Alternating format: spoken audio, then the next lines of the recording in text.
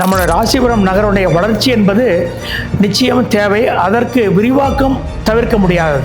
நகரம் என்பது 8.5 kilometre, 8.5 kilometre இருக்குது. அதில் மக்கள் குடியிருப்பது பார்த்திங்கன்னா 3.5 கிலோமீட்டர் தான். வளர்ச்சி இன்றியமையாது அவசியம் என்பதை உறுதியிட்டு கூறுகிறேன். வணக்கம், நான் டாக்டர் ராமகிருஷ்ணன். ராசிபுரம் நகரிலே 1976ஆம் ஆண்டு எனது குழந்தைகள் மருத்துவ பணியை முதல் குழந்தைகள் மருத்துவராக இங்கு அமைவதற்கு வாய்ப்பு அளித்தார்கள். அதிலிருந்து ஏறத்தாழ 50 ஆண்டுகளாக குழந்தைகள் மருத்துவர் பணியை தொடர்ந்து செய்து வருகிறேன். எனது கூடுதல் பணியாக கல்வி பணியை ஸ்ரீ வித்யாமந்திர் பள்ளியிலே இணைந்து 1979ஆம் ஆண்டு முதல் அந்த பணியினையும் செய்து வருகிறோம்.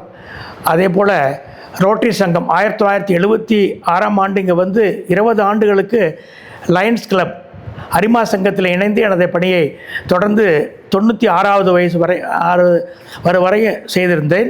1996லேருந்து ரோட்டரி சங்கத்தில் இணைந்து எனது பணியை கடந்த ஆண்டுகளாக செய்து வருகிறேன். இந்த மகிழ்ச்சியை அளிக்கும் தருணத்திலே எனது ராசிபுரம் நகரத்திலே நான் வரும்பொழுது இருந்த வளர்ச்சிக்கும் இப்பொழுது வளர்ச்சிக்கும் மிகுந்த முன்னேற்றம் ஏற்பட்டிருக்கிறது. இருந்தாலும் நகரத்தினுடைய சுற்றளவு, அதனுடைய அமைப்பு மிகவும் குறுகலாக இருப்பதனால் அதனுடைய விரிவாக்கம் தேவை என்பதை உணர்ந்து அதை மிகவும் விரும்பி அதற்காக வாய்ப்பை சமீப காலத்தில் அரசு அமைத்து வருகிறது என்பதை உணர்ந்து மகிழ்கிறேன். மேலும் நம்முடைய ராசிபுரம் நகருடைய வளர்ச்சி என்பது நிச்சயம் தேவை. அதற்கு விரிவாக்கம் தவிர்க்க முடியாதது. குறிப்பாக போனால் அவருடைய மருத்துவமனை விரிவாக்கம் செய்வதற்கு இட வசதி தேவை.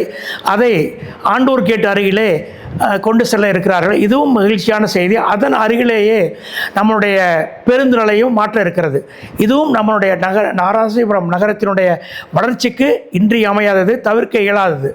இது ராசிபுரம் ஏறத்தாழ ராசிபுரம் நகரம் என்பது 8.5 கிலோமீட்டர், 8.5 கிலோமீட்டர் இருக்குது.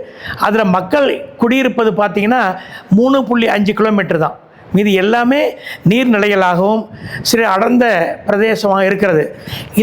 இந்த ஒரு குறுகிய இடத்திலே மக்கள் தொகை, அப்போ நான் இங்கே 1976 வரும்போது 30,000 இருந்தாங்க. இன்றைக்கி பார்த்தா 1 லட்சத்துக்கு மேலே இருக்காங்க.